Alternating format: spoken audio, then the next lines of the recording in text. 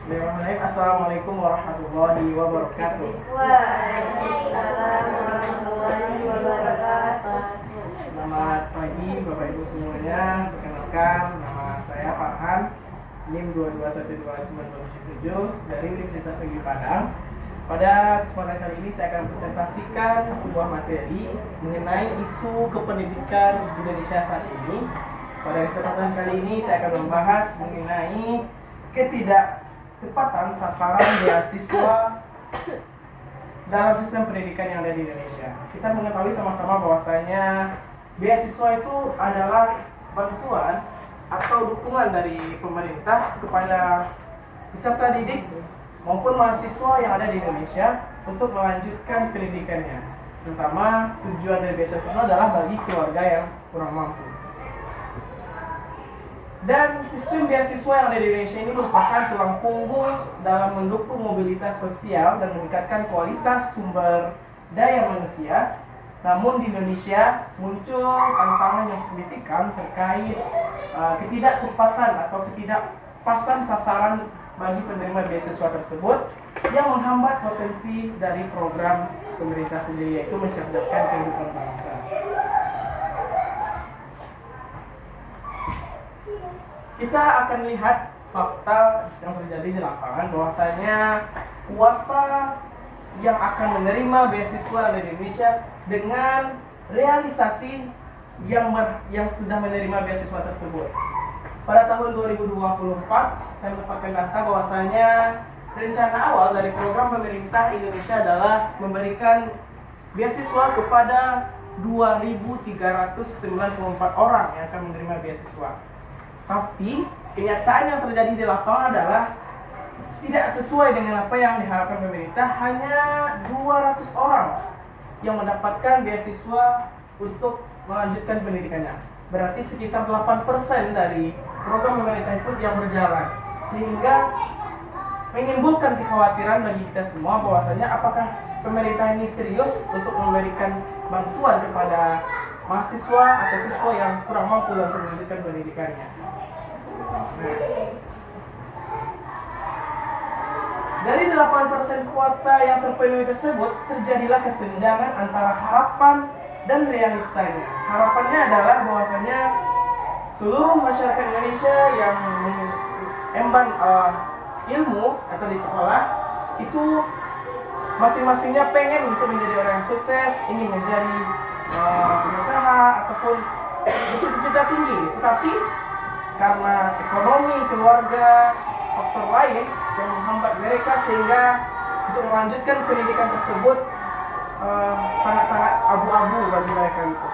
Makanya hal ini perlu menjadi perhatian bagi kita semua bahwasanya kita harus memberikan respon kepada pemerintah agar bisa tepat sasaran beasiswa tersebut kepada orang yang membutuhkannya. Nah, apa aja dampak dari ketidaktepat sasaran dari beasiswa tersebut? Yang pertama, hilangnya potensi. Potensi apa yang hilang? Tentu potensi dari peserta didik atau mahasiswa yang berprestasi dari latar belakang yang kurang mampu dan tidak mendapatkan dukungan yang layak dari orang tuanya, padahal mereka memiliki potensi yang kuat untuk berkontribusi pada negeri ini.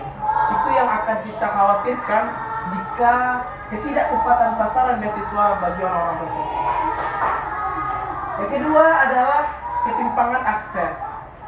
Ketimpangan akses ini jika ketidaktepatan sasaran beasiswa yang diberikan akan menghambat akses terhadap pendidikan, terutama bagi sekolah-sekolah yang biasanya disebut dengan daerah 3T yang terisolir. Itu pasti peserta didiknya jauh dari sekolahnya, pasti butuh bantuan dan modal dan usaha untuk pergi ke sekolah.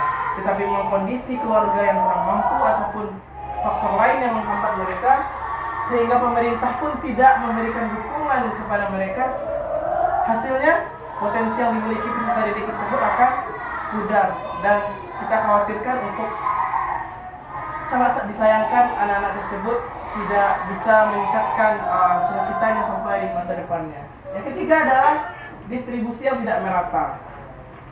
beasiswa ini terkadang lebih banyak mengalir ke kelompok tertentu atau orang-orang yang memiliki kuasa pada sistem yang ada di Indonesia ini, seperti dosen atau tenaga pendidikan.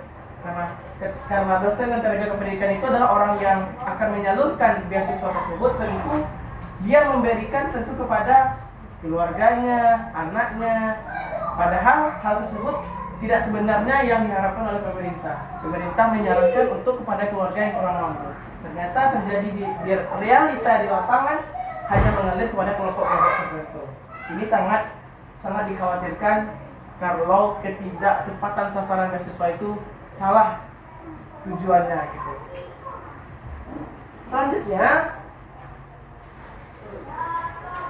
nah, karakteristik dari penerima beasiswa tersebut adalah yang pertama, fokus utamanya dirancang untuk mendukung calon guru dan tenaga kependidikan serta mahasiswa berprestasi.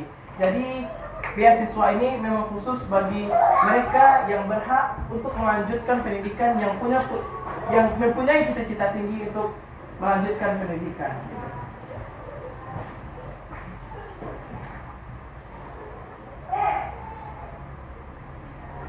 Selanjutnya,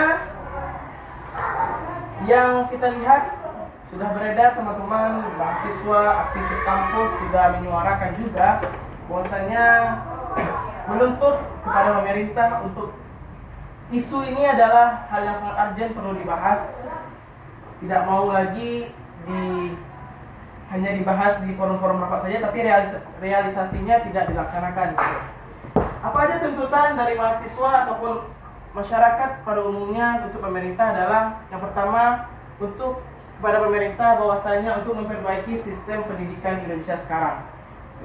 Pemerintah didesak untuk segera memperbaiki sistem seleksi dan mendistribusikannya agar benar-benar beasiswa tersebut dapat didistribusikan secara efektif.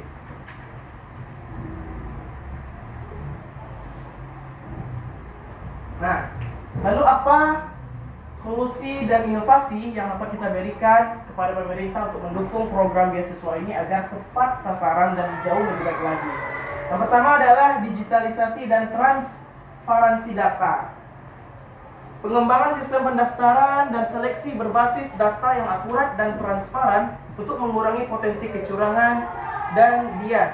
Ini maksudnya adalah saat penyeleksian peserta-peserta yang berhak menerima beasiswa itu memang harus transparansi. Pemerintah harus siap dan sigap dalam menjalankan hal tersebut.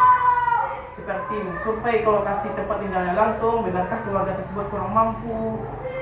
Tidak hanya sebatas di data kertas saja. Kadang kalau kita menulis di kertas bisa kita manipulasi, maksudnya kita memang kurang mampu atau berhak menerima beasiswa. Tapi ternyata di lapangan, ternyata dia orang yang mampu, bahkan ekonomi menengah ke atas gitu.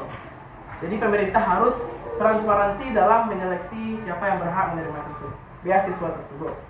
Kemudian penguatan peran komunitas, meningkatkan keterlibatan aliansi dan komunitas penerima beasiswa dalam memonitoring dan evaluasi siapa-siapa saja yang berhak untuk menerima dan mendapatkan beasiswa. Kemudian yang ketiga adalah solusi yang kita berikan adalah pemerintah harus memanfaatkan namanya teknologi digital. Penggunaan platform digital yang memudahkan akses informasi, pendaftaran, dan pelaporan bagi calon penerima beasiswa. Jadi semua data masyarakat seluruh Indonesia, baik tingkat SD, SMP, SMA, bahkan universitas, didata melalui digital akan terlihat di sana siapa yang berhak menerima, siapa yang berhak untuk diberi.